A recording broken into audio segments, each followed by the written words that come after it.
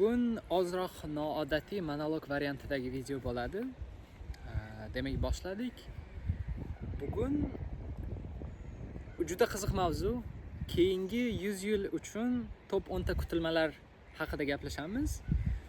Bu narsa menga juda ham qiziq bo'lgan bo'lardi agar kimdir 1926-yildan shunaqa video yoki audio yoki hech bo'lmaganda qo'lyozma yozganda va kelajak uchun o'z kutilmalarini aytganda ko'rish uchun juda ham qiziq narsa bo'lgan bo'lardi. Ko'rish yoki eshitish uchun. Shuning uchun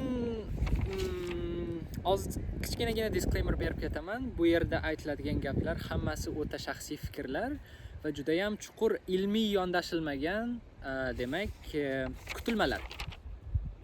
Vaqtni cho'zib o'tirmayman. 10-sidan boshlaymiz. 10da buni nomini The Big Global Village deb nomladim. Katta global qishloq. Va kutilmam shuki, ko'plab minoritylar, ya'ni kichkina millatlarning afsuski yo'qolishi va boshqa gap bilan aytganda, kuchli global aralashuv va millat tushunchasining qisman o'zgarishi deb aytyapmiz. Demak, bu yerda, ya'ni global aralashuv aytaylik, qozoq odami o'zbek odam bilan turmush qurib yashashi va ular farzandi o'zini mixed, ya'ni aralashgan deb aytishi, ya'ni millat tushunchasini ham ozroq bo'lsa-da o'zgarishi va kichkina minoritylar katta millatlar orasida aralashib ketishi va katta bir global qishloqqa aylanish haqida kutilma. Bunga menimcha juda ko'p shubhalar bo'lmasa kerak. 100 yilda bo'lmasa, 200 yilda aniq bo'ladigan demak narsalar. 9-si juda ham aytaylik arzon, juda ham menimcha hamma ham demak kuta oladigan, taxmin qila oladigan variant. Hech qachon g'ayri oddiy va o'zga sayyoraliklar va vaqtlar aro sayohat bo'lmasligi. Demak, biz insoniyat tarixini ilmiy nuqtai nazardan 300 ming yil orqaga qarab ketadi deb nomlasak, shularni 5000 yiligina yozib olingan tarix, ya'ni bizda qanaqangidir qo'lyozmalar yoki tarixiy rasmlar mavjud 5000 yil oldindan beri. Ya'ni aytaylik, insoniyat tarixi shunday uzoq vaqt bo'lib turganda, men ishonmayman keyingi 100 yilda shunchaki nimadir o'zgarib ketishi, qanaqangidir o'zga sayyoralik kelishi, lekin o'zga sayyoraliklar borligiga ishonmaslik juda qiyin. Kelishi yoki vaqtlar aro sayohatning bo'lishiga albatta ishonmayman va bu o'ylaymanki juda qiyin tavakkal bunaqa narsaga ishonish. Va bu 9-sining nomini The Boredom, ya'ni zerikish yoki zerikarlilik deb nomladim. 8-siga o'tadigan bo'lsak, bu ham menimcha o'ta general, ya'ni o'ta umumiy kutilma. Qaysiki shaharlashuvning ko'payishi va hamma vaqtlarning eng balandida bo'lishi.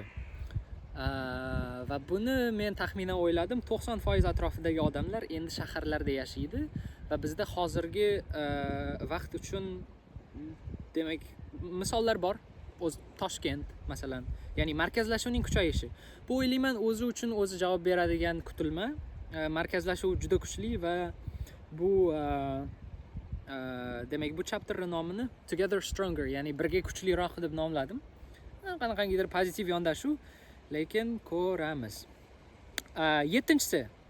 Bu narsani men yoshligimdan beri juda ham orzu qilib kutib kelaman. Qaysiki kundalik kaloriya, protein, yog'lar va karbohidratlar iste'molini qondiruvchi kapsulalar. Ya'ni bir kunda bitta kapsula qabul qilasiz. Aytaylik, ichida 2,5 kilokaloriya, 100 gram protein, 50 gram yog', aytaylik 70 gram karbohidrat bor va bu sizni bir kunlik ehtiyojingizni bittada qoplaydi va siz shunchaki bitta kapsula yoki qanaqangidir kattaroq kapsula qabul qilasiz va bu o'ylayman juda katta time saver, ya'ni vaqtni tejovchi. Chunki o'zbek householdda, o'zbek oilalarida katta bo'lgan odamlar juda ham yaxshi tushunadi. Yoshligida onalarimiz juda ko'p vaqtini boyaga ovqat pishirish uchun sarflaydi. Bu menimcha har bir sog'lom fikrlaydigan odam uchun baribir sal yomon ko'rinsa kerak. Qaysiki xo'jalikga servis. By the way, aytgancha videolar hech qaysi edit qilinmagan, ya'ni montaj qilinmagan va suv ovozi xalaq bermayapti degan umiddaman. Okey, demak 6-siga o'tamiz. 6-sida bu ham bir qiziqroq. Ya'ni siyosat bunga yo'l qo'ymaslikka harakat qilsa ham, major powerlarning Yevropa va Amerikadan Xitoy, Hindiston va ba'zi aholisi ko'p davlatlarga, Osiyo va Afrika / arab davlatlariga ko'chishi. Katta sabab o'ylaymanki human resource, ya'ni inson omili. Qaysiki aytilgan davlatlarda insonlar qancha ko'p bo'lsa, ular uchun bu narsa nima? Kelajakdagi boylik va qudrat ramzi. Va bunga Xitoy allaqachon juda katta misol bo'la oladi va ular yetakchi innovativ mamlakatlardan biri. Boya aytganimizdek, allaqachon tarix o'zini takrorlaydi degan gap ham qo'shiladi bu narsaga. Ya'ni 900, 1000 va 1100-yillarda islom, aytaylik, renessansi, islom qayta uyg'onishi sodir bo'lgan vaqtlarda Osiyo mamlakatlari va arab mamlakatlari baribir juda ko'p global qudratga ega bo'lgan vaqtlar bo'lgan. Yevropa renessansidan 15-16-asrlardan avval. Va men o'ylaymanki, tarix o'zini qayta takrorlasa, power shift, ya'ni qudrat siljuvi albatta bo'ladi va bu narsa keyingi 100 yilda bo'lish ehtimoli bor deb o'ylayman va meni juda katta kutilmalarim bu Hindiston va Xitoy mamlakatlari. Hindiston haqida boshqalar sal g'alatiroq fikrda bo'lishi mumkin, lekin bu narsani men aniq bilaman, vaqt ko'rsatadi. Demak, 5-inchisi, bu narsa menimcha har birimizning og'rig'imiz, urushlar ko'payishi va ayrim suveren davlatlarning yo'qolishi. Hozirgi 193+2 bu Vatikan va Falastin, qaysiki Birlashgan Millatlar Tashkiloti haligacha ayrim davlatlari mustaqil davlat deb qabul qilmaydi ularni. Shuning uchun ikkalasi qolgan va bu davlatlarning taxminan 180 ta davlatga qisqarishi. Va bu negativ eshitilishi mumkin, lekin o'ylayman hozirgi bo'layotgan urushlar va keyingi 100 yilda ba'zi bir davlatlarda shape shifting, ya'ni shakl o'zgarishi, chegaralar o'zgarishi kuzatilishi mumkin. Lekin yana bir marta aytaman, insoniyat juda kuchli va urushlardan har doim o'tib kelgan. Bunga juda ham pozitiv yondashamiz. Shunga qaramasdan bu chapterning nomini, bu bo'limning nomini Humans are the problem deb nomladim. Ya'ni insonlar bu muammo. Ya'ni yoki muammo bu insonlar. Urushlar va qudrat orqasidan bo'ladigan poyga keyingi 100 yil ichida yoki keyingi 500 yil ichida men to'xtashiga ishonmayman va bu narsalar qanaqangidir har birimizni qalbimizdagi kuchli og'riq. 4-chi va 3-chi bir-biriga juda ham yaqin va bog'liq kutilmalar. 4-chisida ishonamanki, insonlar endi ko'proq umr ko'rishadi. O'rtacha umr ko'rish 1500-1600-yillarda 30 yosh. Pre-industrial revolyutsiya, ya'ni industrial revolyutsiyadan oldin 35-36 yosh bo'lgan vaqtda hozirgi o'rtacha umr ko'rish yoshiga bir qarasak, bu yosh 74 yosh, ya'ni butun dunyoda o'lchangan 74 yoshni tashkil qiladi. Bu endi albatta shunchaki o'rtachasi olingan, qaysiki kimdir 60, kimdir 80 yil umr ko'rishi mumkin. Aytaylik, ular o'rtachasi 70 yosh.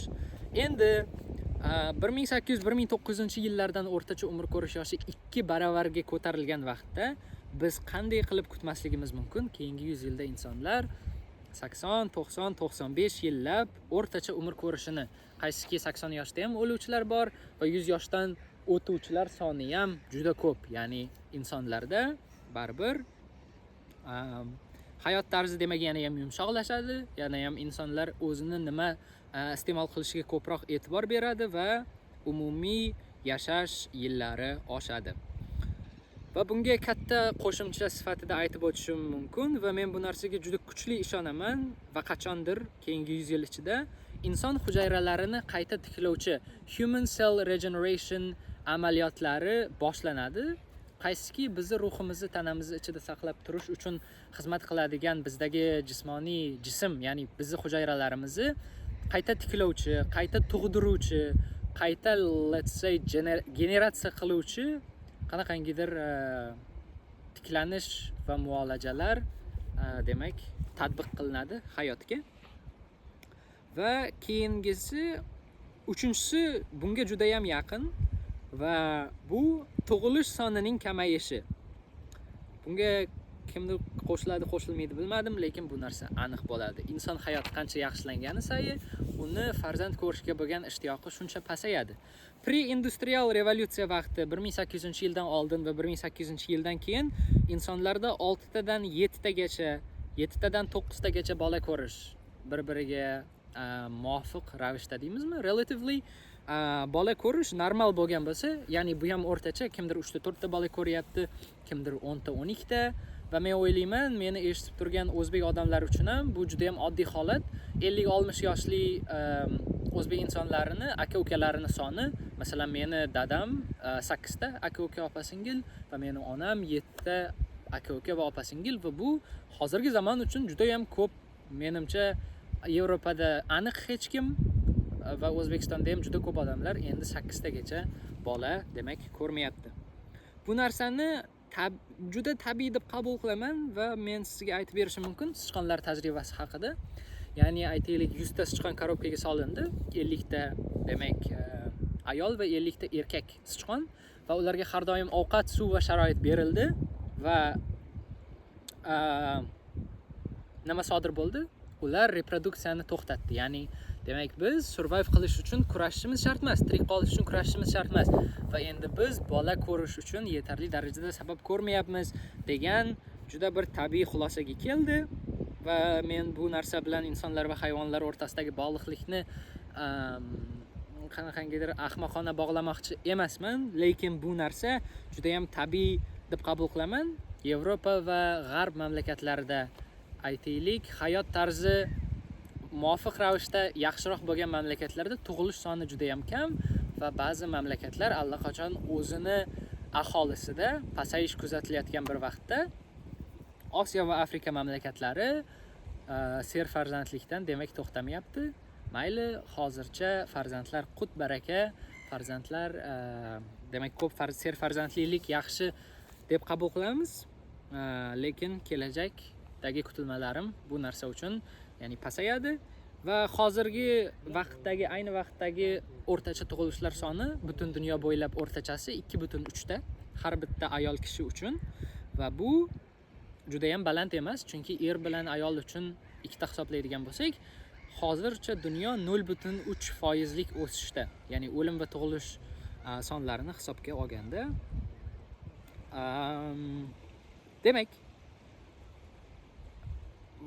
qancha hayot sifati yengillashsa, shuncha kam farzand ko'rish kuzatiladi va bu 3-chi demak bo'limning nomini Nature's Call, ya'ni tabiatning qarori deb nomladim. Aytib o'tishim kerak, bugun 2026-yil 24-mart. Videoni o'sha kuni yuklashga harakat qilaman. Ikkinchi va birinchilari bir-biriga juda ham bog'liq va ikkinchisi qisqa. Va bu naqd pul yoki pul tushunchasining qadrsizlanishi va yo'qolishi. Buni hozir chuqurroq tushuntiraman. Birinchisi, ya'ni top 1 kutilma, ham sabab, ham top 1dagisi.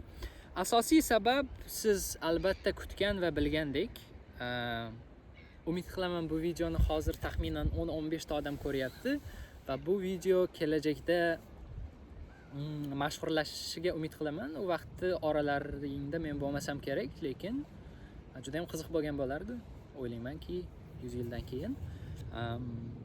Asosiy sabab AI va robotizatsiya ko'p maishiy sektorlarni o'z ichiga olishi va jismoniy mehnat kamayishi va qisman yo'qolishi. Buni tushuntiradigan bo'lsam, agar siz industrial revolyutsiyadan oldin ip yigiruvchi yoki aytaylik gilam to'quvchi xolani oldiga borib, 100 yildan keyin siz qilayotgan ishni 300 kilogramm, 400 kilogramlik metallar yig'indisi, metallar uyushmasi qila oladi desangiz, xola o'ylaymanki buni tasavvuriga ham sig'dira olmaydi. Qanday qilib temir men to'qigandaqa gilamlarni to'qishi mumkin deb aytishi mumkin. Va bu ham hozir juda oddiy va tushunarli holat. Agar aytilsa, yo'q, baribir qaysidir qismlar o'zimiz uchun qoladi, ya'ni insoniyat uchun qoladi deydigan bo'lsak, lekin men o'ylayman jismoniy juda ko'p ishlar va boshqa nojismoniy bo'lgan ishlar ham AI, ya'ni sun'iy intellekt yoki robotizatsiya tomonidan qoplanishi va buni oqibatida pul tushunchasining o'zgarishi va naqd pul yo'qolishi degan narsaga ko'proq tushuntirish berib o'tib ketay. Naqd pul yo'qolishi menimcha hukumatlar uchun eng foydali qaror, chunki u endi sizni soliqlaringizni boshqara oladi, endi sizni nazorat qila oladi va sizni qancha pul topayotganingizni har doim bilib tura oladi. Demak, bu hukumatga foydali bo'lgani uchun o'ylayman, keyingi 100 yil ichida bu narsalar, demak, naqd pul yo'qolishi, kamayishiga olib keladi va keyingi 100 yilda pul tushunchasini ham o'zgarishi, ya'ni agar siz endi ko'p ishlar robotlar tomonidan qilingan vaqtda, albatta ishsizlik soni ortishi bu juda ham tabiiy narsa va o'ylayman, pul tushunchasi ham o'zgaradi. Ya'ni odamlarda endi motivatsiya pul topish uchun emas, endi demak, pul topish motivatsiyasi ketganidan keyin uni o'rnini to'ldiruvchi boshqa bir motivatsiya kerak. Bu narsa bo'yicha oxirgi 2 oylardan beri juda ko'p o'ylayman va meni tushuncham shundayki, kelajakda bizda pul topishga bo'lgan motivatsiyani hayotda ma'no topishga bo'lgan motivatsiya almashtiradi. Va bu chapterni men Where did we come from and where will we go deb nomladim. Buni o'zbekchasi bo'ladi. Biz qayerdan keldik va biz qayerga ketyapmiz. Bu ba'zi odamlar uchun allaqachon kundalik savol, lekin o'ylaymanki, kelajak odamlari uchun bu savolga javob topish yana ham qiziqroq bo'ladi va yana ham aytaylik, ko'proq odam harakat qiladi buni topishga. Demak, pul motivatsiya pul bo'lmagandan keyin hayotdan ma'no izlashga bo'lgan, demak, harakatlar ko'payadi deb o'ylayman. Yana bir ikkita narsa aytmoqchi edim mana shunga doir, hozir yodimdan ozroq ko'tarildi. Demak, where did we come from, where will we go degan gapni men o'zim aytmaganman. Bitta Homunculus aytgan. U anaqa insonga o'xshash fictional xarakter, ya'ni ilmiy xarakter, ilmiy emas, o'sha no-real xarakter tomonidan aytilgan. Ya'ni u odam emas, u o'ziga o'zi savol beradi, agar men odam bo'lmasam, men qayerdan paydo bo'ldim va men qaysi tomonga qarab ketyapman. Va bu video o'ylaymanki, qaysidir ma'noda vaqtlar aro sayohatning juda oddiy vektor varianti bo'ladi, ya'ni faqat to'g'riga qarab ketadigan, ya'ni o'tmishdan kelajakga salom. 2026 qayerdadir yerda va yuragimni eng tubidan aytishim mumkinki, men insoniyatga ishonaman va kelajagimizga juda ham pozitiv qarayman va hammamiz kollektiv, ya'ni jamoaviy harakat qilamiz hayotlarimiz yaxshilanishiga. Biz inson sifatida o'sishimiz, kuchliroq bo'lishimiz va jamoa sifatida yana ham yaxshiroq, yana ham mukammalroq shakllanishimizga o'tmishdan salom va menimcha ko'rishguncha u tomonda. Endi ozroq aylansam.